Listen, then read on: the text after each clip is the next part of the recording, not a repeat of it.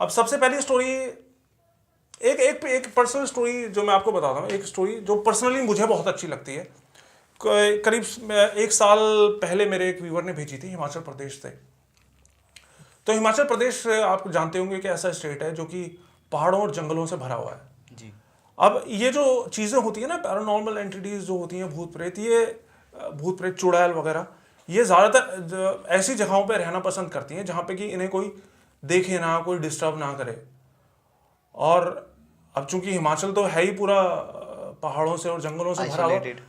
तो नेचुरल सी बात है कि वहाँ पे इस तरह की चीज़ों के होने के चांसेस थोड़ा ज़्यादा बढ़ जाते हैं। तो अब चूंकि वो पहाड़ों पे है तो वहाँ पे डेवलपमेंट वगैरह भी थोड़ा इतना नहीं हो पाता है, क्योंकि इक्विपमेंट्स लेना, मशीनरी ले जाना वहाँ पे थोड़ा मुश्किल हो जाता है। तो एक स्टोरी मुझे भेजी थी। तो ये स्टोरी ऐसी थी कि वो हिमाचल प्रदेश में रहा करता था, एक लड़का था, मतलब जिसने स्टोरी भेजी थी, इसके फ्रेंड का बड़ा भाई था वो। तो उन दिनों वो जो है इंजीनियरिंग की कॉलेज के लिए किसी दूसरे स्टेट में पढ़ने के लिए गया था।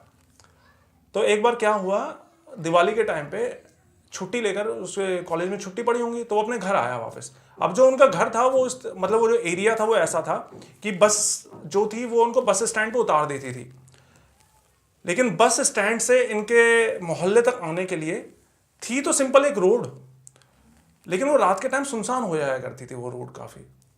हालांकि अच्छी बनी, वेल मेंटेन रोड थी, उस पर कोई प्रॉब्लम नहीं थी, ऑटो भी चलते थे, लेकिन रात के टाइम पे वहाँ पे लोग आना जाना पसंद नहीं करते थे। तो उसी रोड के बीच में एक जगह थी जिसको ये बताते हैं बावड़ी, हिमाचल प्रदेश में बावड़ी बोलते हैं। बावड़ी एक ऐसी जगह होती है जहाँ पे कि बारिश का पानी जो है वो कलेक्ट किया जाता है, वो बावड़ी होती है, हिमाचल में उसको बोलते हैं जी। तो वो जो बावड़ी थी ना, उसका ये बताते हैं कि वो एक ऐसा एरिया था कि जहाँ पे कि आसपास के जो ब्लैक मैजिक करने वाले लोग हैं ना, जो भी उठाना रखना, किसी के नाम पे ये सब चीज़ें करना, वो उसी बावड़ी के आसपास आके करा करते थे लोग। तो एक बार जब वो दिवाली पे लड़का आया, अब वो भी वहीं का था, एरिया उसी एरिया का था, तो उसको भी पता था उस रास्ते के बारे में कि भाई यहाँ पे बावड़ी है और यहाँ पे ये सब होता है। तो बस से उतरा वो, और उसने सोचा कि ऑटो भी खड़े थे बस स्टैंड पे, तो उसने सोचा कि यार ऑटो करने के बजाय मैं एक काम करता हूँ, ज़्यादा दूर तो है नहीं घर, मुश्किल से 15-20 मिनट का रास्ता है, मैं पैदल पैदल ही उस रास्ते से चल पड़ता हूँ। तो उस सड़क से आने लगा, सुनसान सड़क थी, अंधेरा, कोई लाइट वाइट नहीं थी, ना कोई वहाँ पे इंसान था।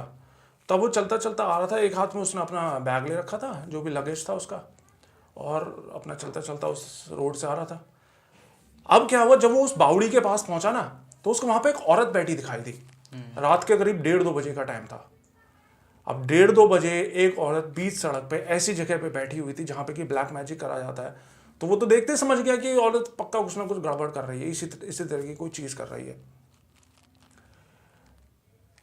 मतलब सड़क थी, सड़क के बीचों बीच बैठी हुई थी औरत, और उसका मुंह इस तरीके से नीचे की तरफ। तो उसने सोचा कि यार अब मैं क्या करूँगा, वापस जाऊँ या इसके साइड से होकर आगे चला जाऊँ। तो सोचा कि चलो बैठी तो है, मैं काम करता हूँ, मैं इसके साइड से जो है आगे चला जाता हूँ। और वो चला भी गया, उसके साइड से थोड़ा सा बच के आगे चला गया। अब मुश्किल से 5-7 कदम आगे गया था कि उसके दिमाग में पता नहीं क्या क्यूरियोसिटी जगी। उसने सोचा कि यार मैं एक बार पलट के देखता हूँ ये कर क्या रही है औरत। तो उसने हल्का सा यूं पीछे मुंह करके उसकी तरफ देख लिया, औरत की तरफ। अब वो बताता है कि उस औरत का फेस तो बिल्कुल इंसानों के जैसा था, बिल्कुल नॉर्मल जैसे इंसान का होता, लेकिन उसके मुंह में जो जीभ थी ना, वो इतनी लटकी हुई थी, उस औरत की जीभ, और वो जीभ इतनी लटकी हुई थी कि वो ज़मीन को छू रही थी।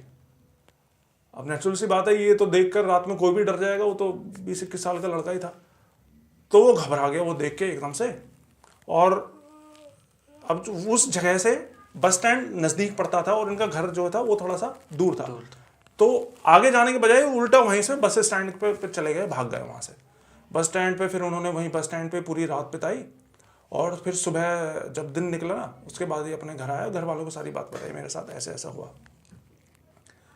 अब स्टोरी ये नहीं है, असली स्टोरी ये नहीं है। असली स्टोरी पता है क्या है जी। असली स्टोरी बाद में पता चली। इसने किसी को नहीं बताई थी ये बात, इसने सिर्फ अपने फैमिली मेंबर्स को ये बात बताई थी। और चूंकि लड़का जिसने मुझे स्टोरी भेजी थी ये इसके भाई का दोस्त था, तो इसको भी ये बात पता चल गई, उसके छोटे भाई ने। हुआ ये था कि जब ये वहाँ पे उसने उस औरत को देखा था ना, तो ये देखते ही पहचान गया था कि वो औरत कौन है। उसकी, क्योंकि वो उनके मोहल्ले की औरत थी। तो जब ये बस स्टैंड पे पहुंचा, वहाँ पे उसके बाद ये लेटा तो उसकी आंख लग गई बस स्टैंड पे। जब ये सो रहा था तो वही औरत इसके सपने में आई।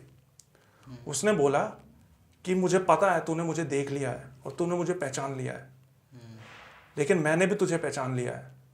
मैंने तुझे बचपन से आज तक बड़े होते हुए देखा है, और मैं चाहती तो तुझे वहीं की वहीं मार देती, लेकिन सिर्फ मैंने तुझे इसलिए छोड़ दिया क्योंकि तेरी माँ बहुत अच्छी औरत है, नहीं तो मैं तेरी वहीं जान ले लेती।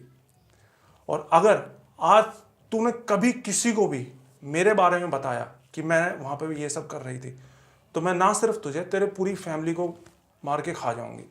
उसने सपने में आके ये बात बताई। तो ये बात किसी को नहीं पता कि भाई ऐसा ऐसा हुआ था। सपने वाली बात नहीं, सपने वाली बात किसी को नहीं पता। उसने सिर्फ ये बताया था कि भाई औरत देखा, लेकिन उसने अपनी घर पे ये बात बताई थी। घर पे भी उसने औरत के बारे में नहीं बताया। और जब हमें स्टोरी भेजी गई, मुझे स्टोरी भेजी गई, मैं आपको बता रहा हूँ, तो हमें औरत की आइडेंटिटी आज तक नहीं पता वो कौन है। तो अब चूंकि इसने बताया नहीं, तो उसको फिर कुछ नुकसान भी नहीं करा उस औरत ने। और ये बताते हैं कि वो लड़का जिसके साथ ये सब हुआ था, वो आज फिल्म इंडस्ट्री में बहुत अच्छी पोजीशन पे है। हालांकि उसकी रियल आइडेंटिटी मुझे भी नहीं पता कौन है, लेकिन वो फिल्म इंडस्ट्री में बहुत अच्छी पोजीशन पे है वो बंदा। ये थी पूरी स्टोरी। तो मतलब ये स्टोरी आपके पास आई, आपको ये भी नहीं पता एग्जैक्टली किसने सेंड की है? नहीं, जिसने सेंड किया उसका तो मुझे पता है। किसकी स्टोरी है हाँ, एग्जैक्टली उसका मुझे नहीं पता। उसका मुझे नहीं पता, लेकिन जिसने भेजी थी वो उसके जिसके साथ घटा था उसके छोटे भाई का बहुत ही खास फ्रेंड था, इसलिए उसको ये सारी स्टोरी पता चल गई थी। तो कहने का मतलब इस तरह के भी लोग हमारे बीच में रहते हैं। अब वो औरत वहाँ पे रात में बैठी ये सब कर रही थी, दिन में जब वो बाकी मोहल्ले के दूसरे लोगों के साथ रहती होगी नॉर्मली रहती तो है, किसको क्या पता चलता होगा कि ये औरत क्या क्या कर सकती है, कि ये सब करती होगी, नहीं पता चलता होगा ना। नहीं पता चलता। दूसरी बात ये भी कहा जाता है ना कि ये जो एंटिटीज होती हैं, इनको जब तक हम नहीं छेड़ते, हम कोई नुकसान ना पहुंचाए या हम इनको परेशान ना करें, तब तक ये भी हमें कुछ नहीं करती हैं, ज़्यादातर केसेस में से कहा जाता है। आपकी बात सही भी है, कुछ कुछ मामलों में ऐसा होता है, हर एक केसेस में नहीं, लेकिन जहाँ पे कोई बड़ी चीज़ होती है, जैसे कोई ब्रह्म राक्षस है, पेड़ पर रह रहा है वो, अगर आप उसको छेड़ोगे नहीं तो वो आपको परेशान नहीं करेगा। लेकिन ज़रूरी नहीं है ऐसा। बहुत से केसेस में ऐसा भी होता है कि आप किसी, जैसे कि बताया जाता है कि लड़कियों को रात के टाइम पे परफ्यूम लगा के नहीं जाना चाहिए, तो वो रात में किसी सुनसान रास्ते से आ रहे हैं, वहाँ पे कोई भटक रही है कोई चीज़, तो वो कई बार अट्रैक्ट हो जाती है, बिना छेड़ी भी अट्रैक्ट हो जाती हैं वो चीज़ें, वो परेशान करने लगती हैं। बाकी इसी बात से मेरे को एक और कहानी याद आई, ब्रह्म राक्षस की याद आई। आपने बोला ना कि जब तक छेड़ो नहीं तब तक परेशान नहीं करते वो चीज़ें, तो आपने बोला ना कि जब तक छेड़ो नहीं तब तक परेशान नहीं करती ये चीज़ें। तो एक स्टोरी सुनाता हूँ आपको ब्रह्म राक्षस की। जी भाई। ब्रह्म राक्षस के बारे में तो आपने सुना होगा कि ब्रह्म राक्षस क्या होता है। बेसिकली हमारे जो ग्रंथ हैं, जैसे गरुड़ पुराण है, उसमें लिखा हुआ है कि ब्रह्म राक्षस एक ऐसे ब्राह्मण की आत्मा होती है जिसने अपनी जिंदगी में, ज्ञान तो था उसके पास में, ज्ञान तो बहुत था उसके पास में, लेकिन उसने अपने ज्ञान का अच्छा इस्तेमाल नहीं करा। उसने अपने ज्ञान से या तो लोगों का नुकसान करा या उनके साथ छल कपट करा, उनकी प्रॉपर्टी हत्याई, इस तरीके। तो वो जो ज्ञान था, ज्ञान तो मिल गया, लेकिन वो मरने के बाद उसको मुक्ति नहीं मिली, वो ब्रह्म राक्षस बन जाता है। तो हुआ ऐसा था कि ये 1970s की बात है। उन दिनों एम्बेसडर कार जो थी ना वो नई नई आई थी। तो बिहार में एक रहते थे सीताराम दुबे जी। ये स्टोरी भी मेरे को जिन्होंने भेजी थी, उन्हीं के कोई रिश्तेदार हैं, उन्होंने भेजी थी ये स्टोरी 2 साल पहले। तो उन्होंने वो कार खरीदी एम्बेसडर, अच्छे पैसे वाले परिवार से थे, ऐसे नहीं है, लेकिन वो जो दुबे जी थे वो थोड़े लालची और कपटी किस्म के इंसान थे। मतलब लालच में रहते थे हर समय, कभी किसी के साथ अच्छे से बात भी नहीं करते थे, हमेशा जो है थोड़ा सा अलग स्वभाव था उनका।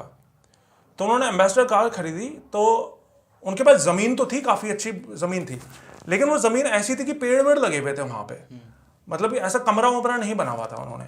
तो कार खरीदने के बाद उन्होंने सोचा कि यार हमारी कार नई आई है, अब इसको जो है ऐसे ओपनली खड़ा करेंगे हम तो ये गंदी हो जाएगी, तो एक काम करते हैं, हम एक कमरा बनवा देते हैं। अब जो उनकी ज़मीन थी ना उसमें एक पीपल का पेड़ था, बहुत पुराना पीपल का पेड़ था, बहुत बड़ा। तो उन्होंने वो पेड़ कटवा दिया और उसकी जगह पे एक कमरा बनवा दिया छोटा सा, और उसमें अपनी गाड़ी खड़ी कर दी। अब पेड़ काटने में और कमरा बनने में ज़्यादा टाइम नहीं लगा, 1-2 दिन में ही हो गया था ये काम। मतलब सिंपल सा कमरा बनवाया था।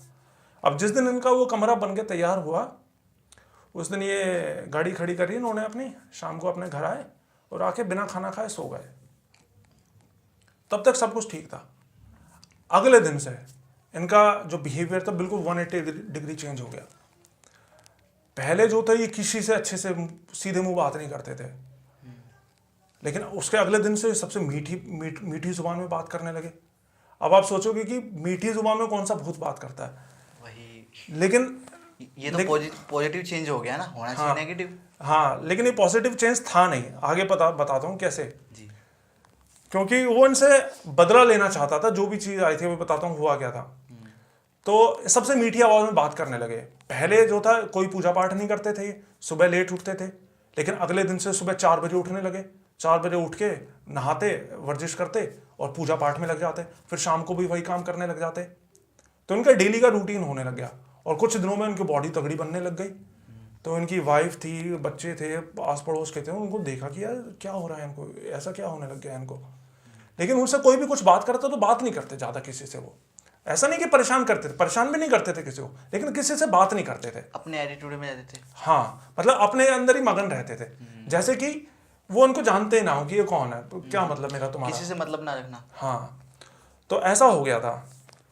तो एक दिन क्या हुआ, इनकी जो वाइफ थी, इनकी वाइफ ने देखा रात के समय लेटे हुए। हाँ, एक और चीज़, इन्होंने अपनी वाइफ से भी फिजिकल रिलेशन बनाना बंद कर दिया था। अच्छा, उसके बाद में?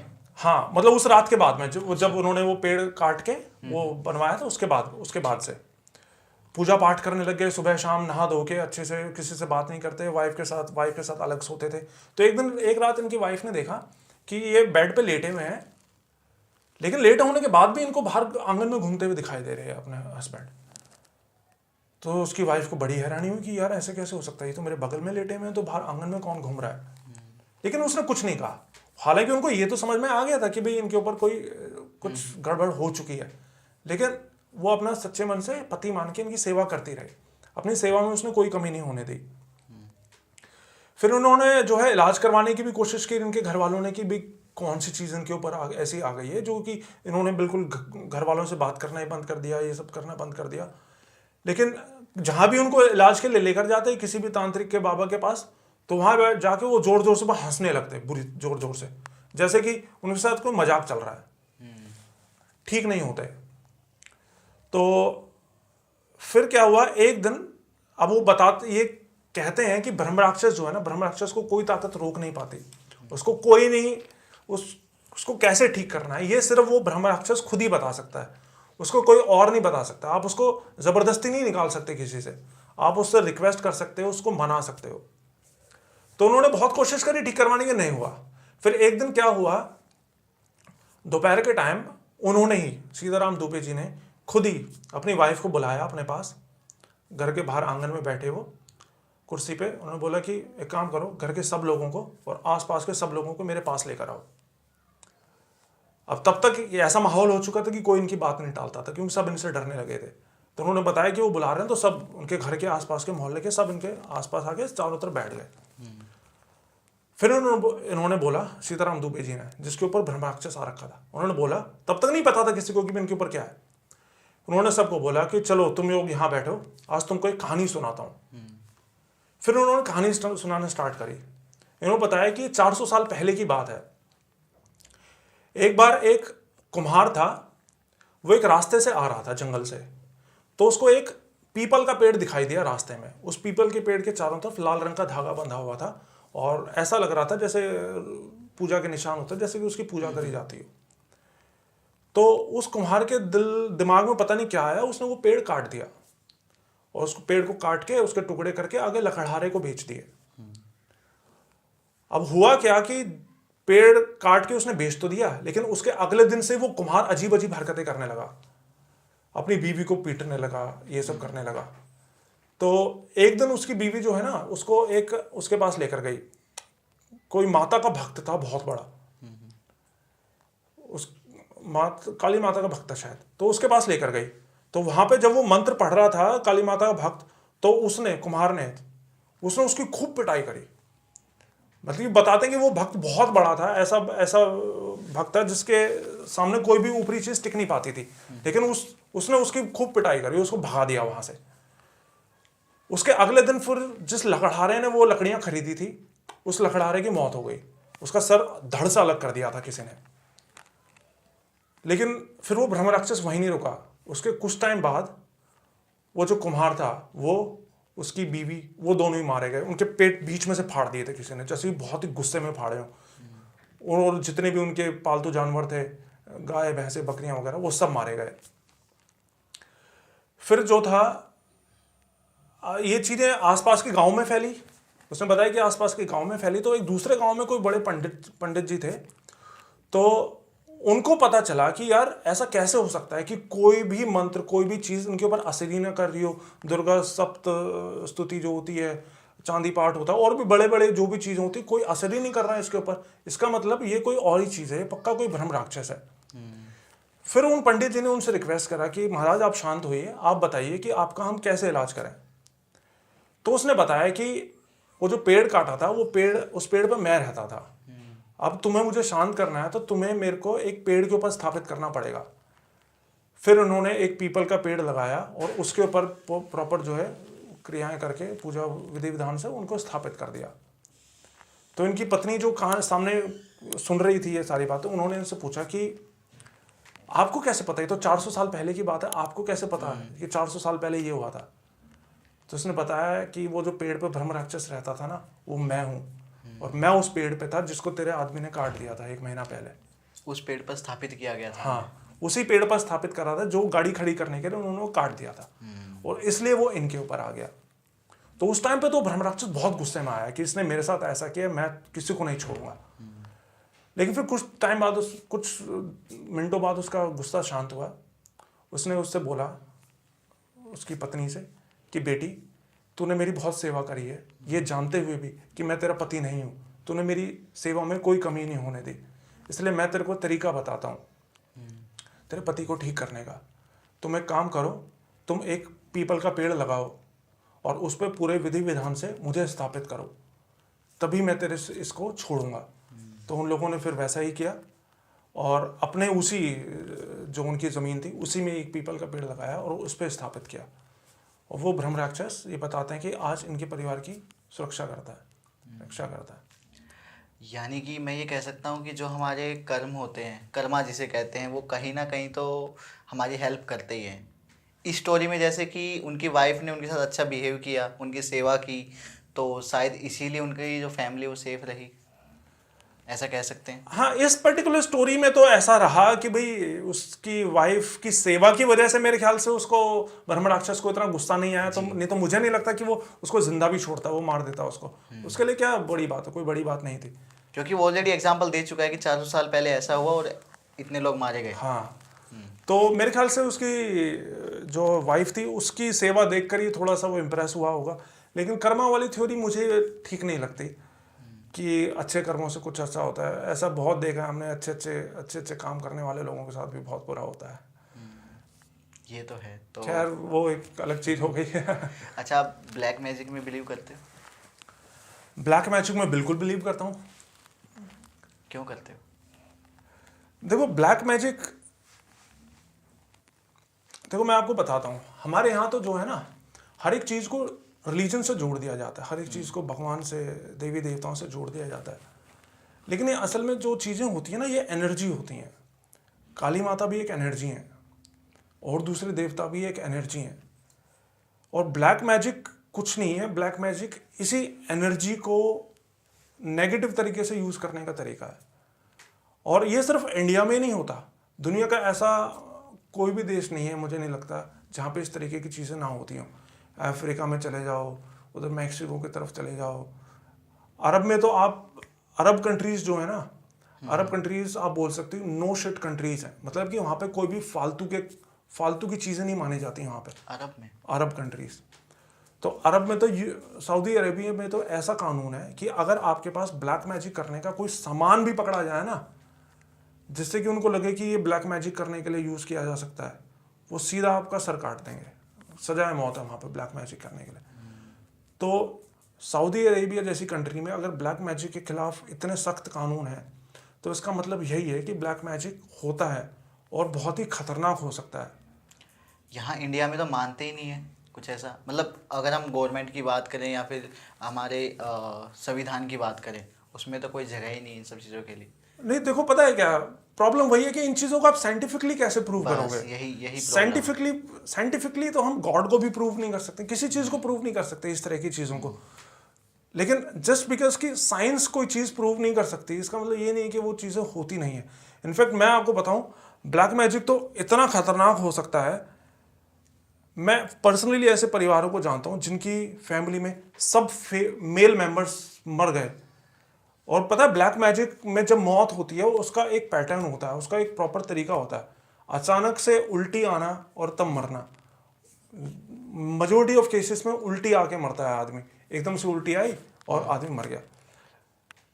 तो ब्लैक मैजिक तो होता है, लेकिन पता है क्या, ये सब चीजें इतनी स्पॉन्टेनियसली होती है। जैसे कि आज मैं बिल्कुल ठीक हूं, राइट, कल से मेरे साथ में एकदम से कुछ बहुत तगड़ी बीमारी लग जाए तो शक जाए एक बार के लिए कि यार हो सकता है किसी ने कुछ करवा दिया हो। लेकिन ये सब चीजें इतनी स्पॉन्टेनियसली होती है ना, एक के बाद एक कड़ी मिलती रहती है, तो हमारा ध्यान भी नहीं जाता कि यार ऐसा कुछ हो रखा है।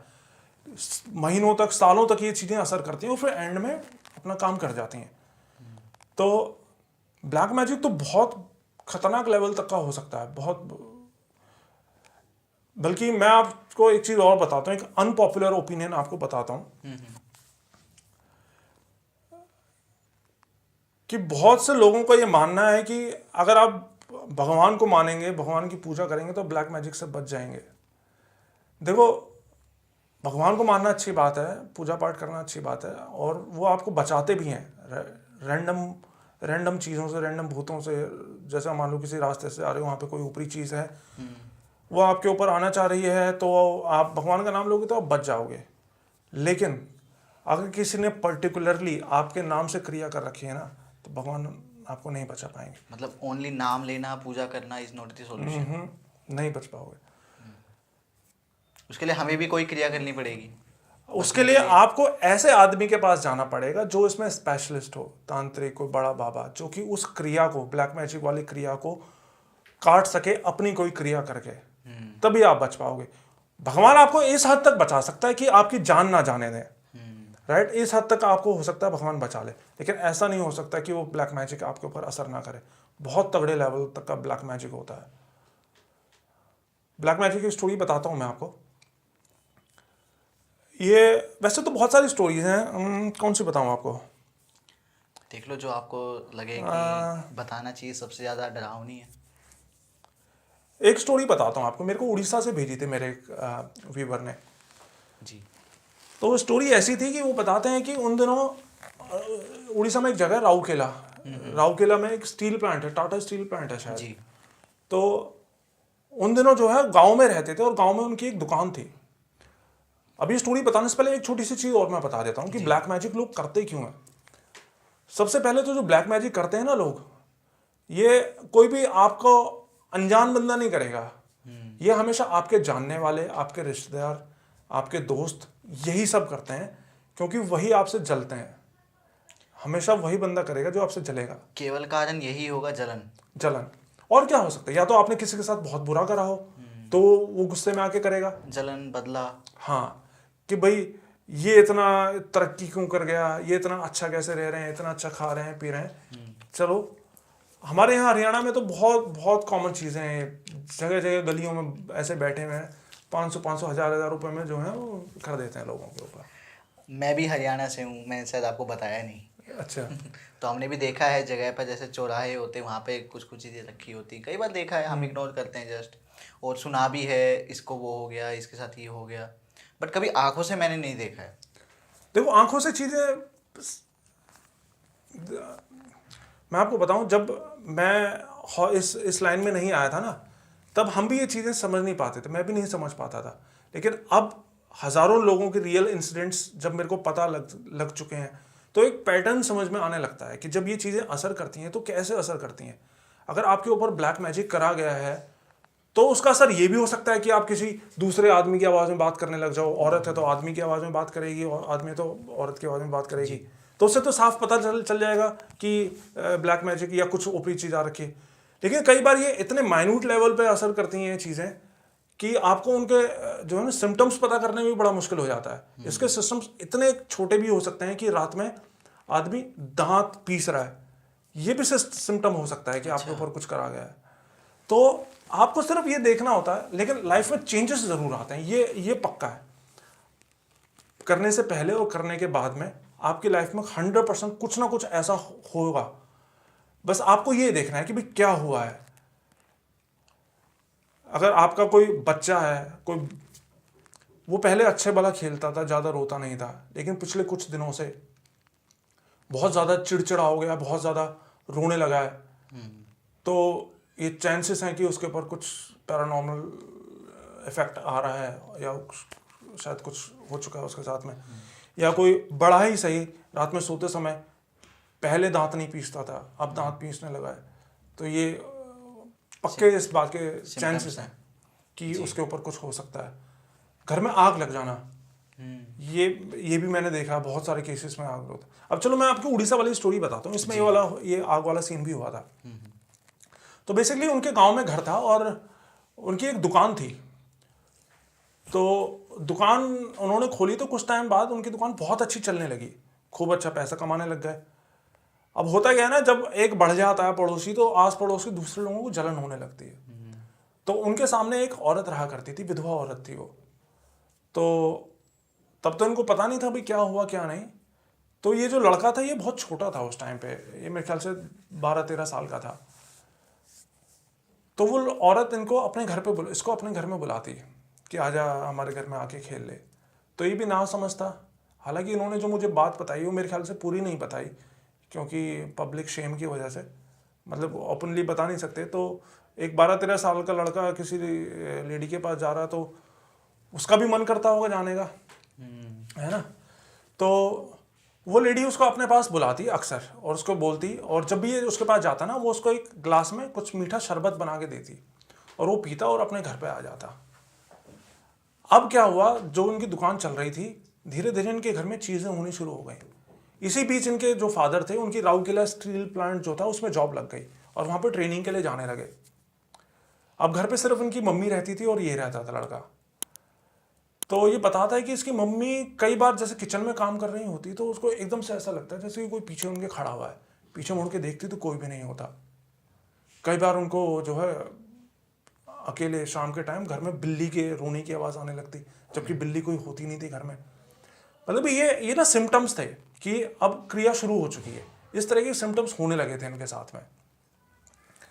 फिर एक दिन क्या हुआ, इसके पापा शाम के टाइम पे अपनी बाइक से वहाँ से राउरकेला स्टील प्लांट से आ रहे थे।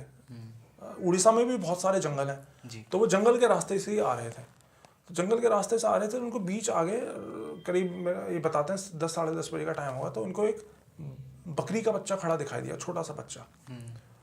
तो वहाँ तो सब नॉन वेजिटेरियन होते हैं, तो उन्होंने सोचा यार बकरी का बच्चा कहाँ से आ गया, मैं एक काम करता हूँ, मैं उसको उठा के अपने साथ ले चलता हूँ, अपने घर पाल लूँगा।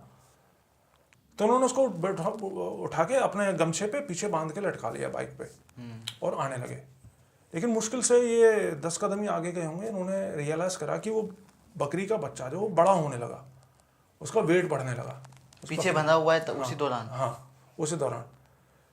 तो ये जो बकरी वाले बच्चे, भेड़ के बच्चे, ये होता क्या है, ये एक प्रॉपर छलावा होता है, स्किन वॉकर। Skin walker. हाँ, स्किन वॉकर